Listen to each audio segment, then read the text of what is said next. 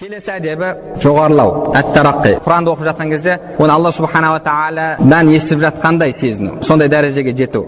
Құран оқудың ғұламаларымыз айтты, екі дәрежесі бар. Біріншісі, адам өзі оқуы, Алла мені көріп тұр, мен Құран оқып жатырмын деп. Екінші дәрежесі дейді, Алла субхана ва тағала оған оқып тұрғандай өзін сезіну. Имам Джафар Садиқ рахимахулла айтады: "Валлахи лақад таджалла Аллаху азза ва джалла ли халқихи фи каламихи валакиннахум ла юбсирун." Алла субхана ва тағала Құранда аяттарында көрінді дейді, бірақ адамдар оны көрмейді дейді. Бірде сол кісі бір аятты оқып қатты қиналады. Кейін ол кісіден сұраған кезде, мен осы аятты оқып жатқан кезімде Алла субхана ва тағаланың маған сөйлеп жатқанда сезіндім деді. Соны көтере алмадым деді. Фудайл ибн Аяд үлкен тақуа кісі болған. Сол кісінің баласы бір аятты естіген кезде қайтыс болып кеткен. Әкесі Құран оқыған кезде баласының алдында азап келген аяттарды көп оқымайды екен.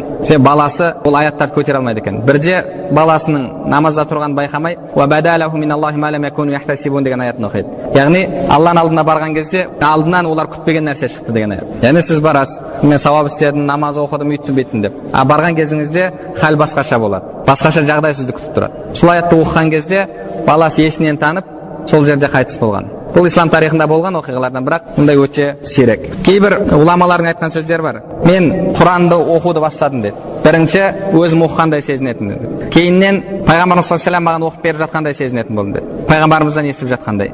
Кейін Жәбірәйлден естіп жатқандай.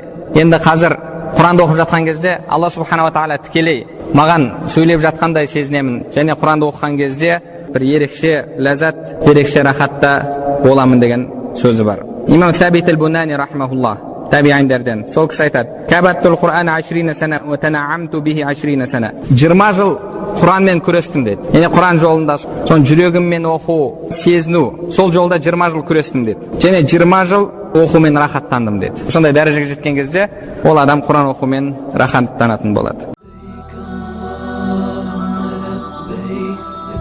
لا شريك لك لبيك إن الحمد